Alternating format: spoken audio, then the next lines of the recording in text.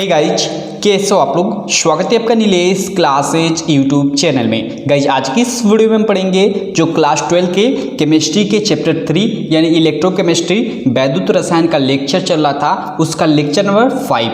जी हाँ गाइज, हमने पिछले लेक्चर यानी लेक्चर नंबर 4 में निर्नष्ट समीकरण पढ़ा था, ठीक है, और उससे हमने फार्मूला निकाला था, ठीक है। उसी फार्मूले पे ये दो न्यूमेरिकल हम लोग लगाएंगे इस वीडियो में, क्योंकि न्यूमेरिकल ऐसा न्यूमेरिकल आप लोग के बोर्ड एग्जाम में 3 मार्क में पूछता है। जी हाँ गाइज, आप हमारी एप्लीकेशन नीलेश क्लासेज डाउनलोड कर सकते हैं। वहाँ आपको सारा का सारा आपको, ठीक है, यूपी बोर्ड का मैं बात करूँ प्रीवियस ईयर क्वेश्चन पेपर मिल जाएगा। अगर आप अदर बोर्ड से हैं तो आपको प्रीवियस ईयर क्वेश्चन पेपर वहाँ अवेलेबल नहीं होगा, ठीक है, लेकिन वहाँ आप देख सकते हैं, ठीक है, कि हर साल, जी हाँ गाइज, हर साल ऐसा एक न्यूमेरिकल पूछता है आप लोग के बोर्ड एग्जाम में, ठीक है। तो चलिए इसको हम सॉल्व करते हैं, देखते हैं इसको सॉल्व हम कैसे करेंगे। काफ़ी आसान है, थोड़ा सा ध्यान आप देंगे तो आप पूरा का पूरा इसमें मार्क पा जाएंगे, ठीक है। चलिए देखते हैं। देखिए जो फर्स्ट न्यूमेरिकल है वह है कि निम्न अभिक्रिया, और देख सकते हैं ये अभिक्रिया दिया हुआ है, ठीक है, के लिए ई सेल का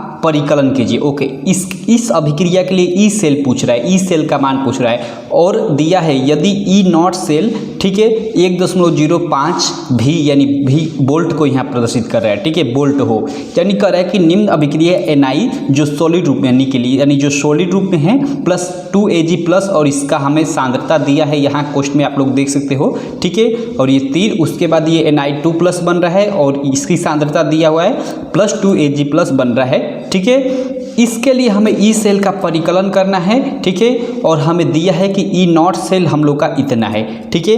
तो देखिए इसको सॉल्व कैसे करेंगे। देखिए सबसे पहले इस अभिक्रिया में मैं समझाता हूँ कि कितने इलेक्ट्रॉनों का स्थानांतरण हो रहा है। देखिए यहाँ देखिए जो Na जो है यानी निकिल, एक तरह से बोल सकते हैं सॉलिड रूप में है, ठीक है। यह क्या कर रहा है कि 2 इलेक्ट्रॉनों का त्याग कर देखिए Na2 प्लस बना ले रहा है, ठीक है, 2 इलेक्ट्रॉनों का त्याग कर Na2 प्लस बना ले रहा है। और आप जानते हो कि जो ऐसा होता है Na2 प्लस 3 प्लस, यह विलयन में चला जाता है, ठीक है, यानी इसकी एक निश्चित सांद्रता होती है और यहाँ सांद्रता दिया हुआ है, ठीक है।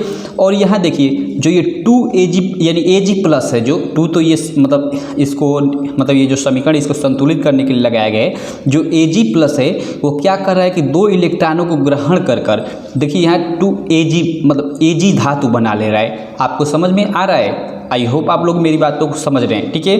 जो 2Ag है, ठीक है, यह 2 इलेक्ट्रॉनों को ग्रहण कर यहाँ Ag बना रहा है, क्लियर है। यानी यहाँ एक तरह से बोल सकते हैं कि जो स्थानांतरों मतलब इलेक्ट्रॉनों का स्थानांतरण है वह 2 है, क्लियर है। यह हमको न्यूमेरिकल लगाते समय काम आएगा। तो देखिए यहाँ चलिए हम लोग सॉल्व करते हैं फर्स्ट न्यूमेरिकल को, ठीक है। देखिए चूंकि हमने निर्नष्ट समीकरण में एक फार्मूला अंत में निकाला था, ठीक है, निर्नष्ट समीकरण के अनुसार हमने एक फार्मूला निकाला था, ठीक है, ई सेल का, कि ई सेल इक्वल टू होता है हम लोग का ई नॉट सेल, ठीक है, ई नॉट सेल माइनस 0.59/n, ठीक है, इंटू लॉग क्यू। अब देखिए यहाँ जो n था, जहाँ n हमने बताया था पिछले लेक्चर में, अगर आप अभी तक पिछला लेक्चर नहीं देखे तो उसको अच्छे से आप देख लीजिएगा, ठीक है। n क्या है? स्थानांतरित इलेक्ट्रॉनों की संख्या। तो इस अभिक्रिया में मैंने बता दिया कि स्थानांतरित इलेक्ट्रॉनों की संख्या कितनी है? 2 है, ठीक है, यानी इलेक्ट्रॉनों का आदान प्रदान इधर से उधर कितना हो रहा है? 2 इलेक्ट्रॉनों का हो रहा है, क्लियर है आपको।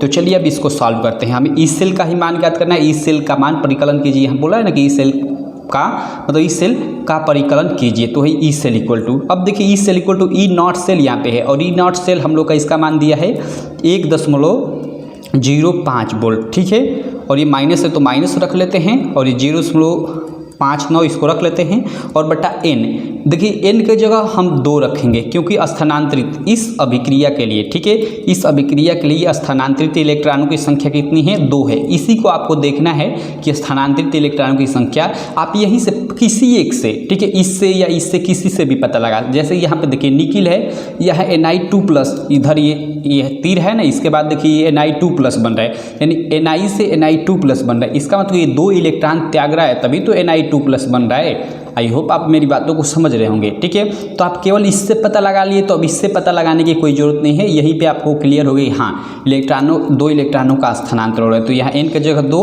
और इनटू ये log q है, तो log और q, चूँकि मैंने q का मान आपको निकालने को बताया था, ठीक है, पिछले लेक्चर में एकदम अच्छे से। ठीक है, तो यहाँ q का मान कैसे निकालेंगे? ठीक है, देखिए q का मान हम सबसे पहले यहाँ इधर वाला तीर के इधर वाली जितनी भी चीज़ें हैं ये तो आप जानते हो अभिकारक है, और तीर के इधर वाली जितनी चीज़ें ये उत्पाद में आती हैं। ठीक है, तो देखिए इधर हमने मतलब बताया था पिछले लेक्चर में कि Q का मान निकालते समय जो मतलब ठोस अवस्था में होता है, ठोस रूप में होता है, उसको नहीं लेते हैं। तो देखिए यहाँ तीर के बाद इधर मतलब इधर जो उत्पाद में है, सबसे पहले हम उत्पाद को लिखते हैं, उसके बट्टा नीचे हम अभिकारक को लिखते हैं। अभी लिखूंगा तो आपको समझ में आ जाएगा।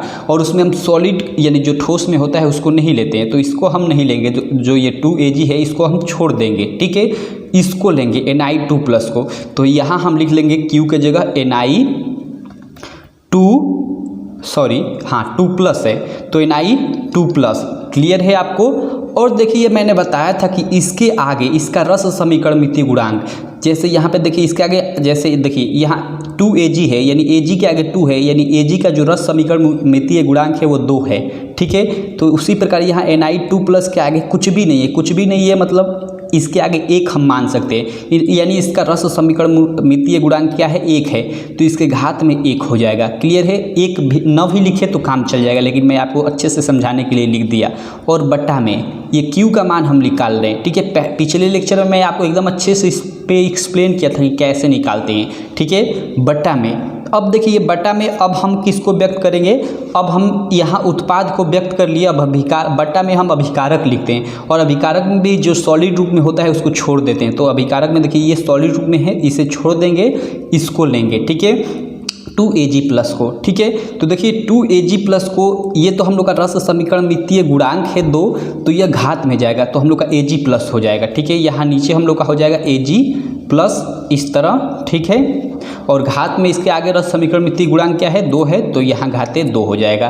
क्लियर है आपको यहाँ सारी चीज़ें? अब देखिए आगे चलते हैं, आगे बढ़ते हैं। अब इसका मान हम वही रख लेते हैं, ये तो यही 1.05 माइनस 0.59/2 इंटू log। अब देखिए Na2+, चूँकि Na2+ का मान हमें यहाँ कोष्ठ में दिया हुआ है, इसकी सांद्रता 0.150। ठीक है, तो इसको हम लिख लेते हैं Na2+ की जगह 0.150, और घात में इसका देखिए पूरा घात में 1 है, तो वही 1 मतलब कुछ नहीं, तो इस मतलब उसका मान इतना ही हो जाएगा। घात में 1 करेंगे तो फिर हटेगा, तो इसका मान उतना ही हो जाएगा। तो क्लियर है आपको? अब बटा में देखिए Ag+ है, यहाँ देखिए Ag+ का भी हमें यहाँ सांद्रता दिया हुआ है, यानी Ag की सांद्रता हमें दिया हुआ है, तो बटा में इसको लिख लेते हैं। ये है हम लोग का 0.002। ठीक है, और घात में क्या है? यहाँ पे 2 है, तो यहाँ हम 2 रख लेंगे। आई होप आपको यहाँ क्लियर हो गया होगा। ठीक है, अब देखिए चूँकि इसको मैं बताना चाहूँगा। ठीक है, देखिए अब यहाँ पे क्या होगा? ठीक है, कि इतनी जो चीज़ें हैं, ठीक है, इनको हम सॉल्व कर इसमें से घटा देंगे, तो हम लोग का ई सेल का जो मान है वो मालूम हो जाएगा। क्लियर है आपको? ई सेल का हमें मान मालूम हो जाएगा। कैसे? इतने में से हम इतनी चीज़ों को मतलब सॉल्व कर घटा देंगे।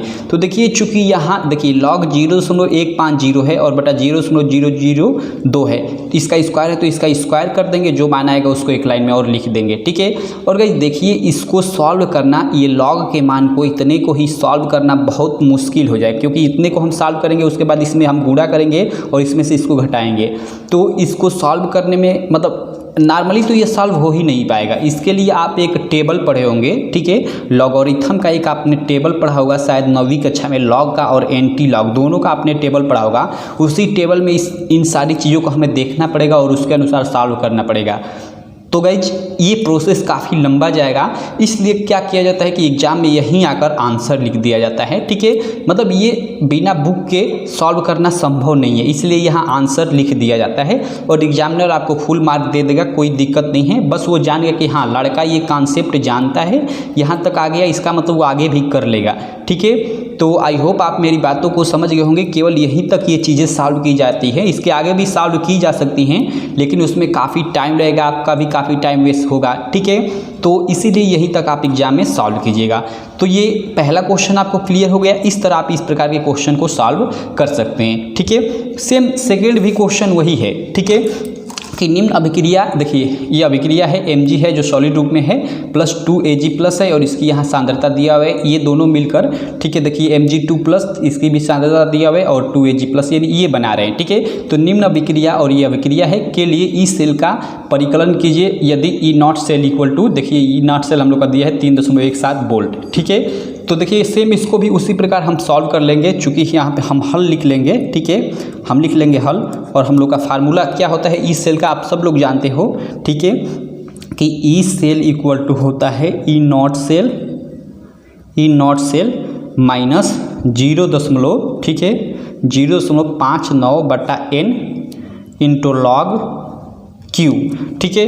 अब देखिए जो चीज़ें दी हुई है उसको रख लेते हैं, हमें ई सेल का मान दिया हुआ है इतना, तो 3.17 रख लेते हैं, ठीक है, माइनस, अब देखिए 0.59, तो 0.59 मैं रख लेता हूँ बटा n। n क्या है, मैंने बताया था पिछले लेक्चर में, स्थानांतरित इलेक्ट्रॉनों की संख्या। तो देखिए यहाँ स्थानांतरित इलेक्ट्रॉनों की संख्या इस समीकरण में देख लीजिए आप, सॉरी अभिक्रिया में देख लीजिए, ठीक है। देखिए यह Mg से ही देख लेते हैं, यहाँ देखिए ये Mg धातु है, ठीक है, यहाँ Mg2 प्लस बना रही है। तो Mg2 प्लस कब बनाएगी, जब 2 इलेक्ट्रॉनों का त्याग करेगी तभी तो Mg2 प्लस बनाएगी। यानी यहाँ ये मतलब है कि जो मैग्नीशियम है 2 इलेक्ट्रॉनों का त्याग कर Mg2 प्लस बना रहा है। जिस तरह डेनियल सेल में हमने पढ़ा था कि जो जिंक धातु थी जिसको हम एनोड बोलते थे, ठीक है, वह क्या कर रही थी कि 2 इलेक्ट्रॉनों का त्याग कर Zn2 प्लस बना रही थी और जो Zn2 प्लस था वो विलयन में चला जा रहा था, ठीक है। तो वही यहाँ पे सीधा सीधा वही कॉन्सेप्ट है, ठीक है, कि Mg जो धातु है, ठीक है, मैग्नीशियम धातु है, ठीक है, वह सॉलिड रूप में है और 2 इलेक्ट्रॉनों का त्याग कर Mg2 प्लस बना रही है और ये Mg2 प्लस विलयन में चला जाता है और इसकी विलयन में जाने का इसकी सांद्रता ये हो जाती है, ठीक है। इस तरह आप समझिए। तो देखिए अब इसके यहाँ यानी स्थानांतरित इलेक्ट्रॉनों की संख्या कितनी हो गई, 2 हो गई, तो यहाँ हम 2 रख लेंगे, क्लियर है आपको, इंटू, ये इंटू है तो इंटू और लॉग क्यू।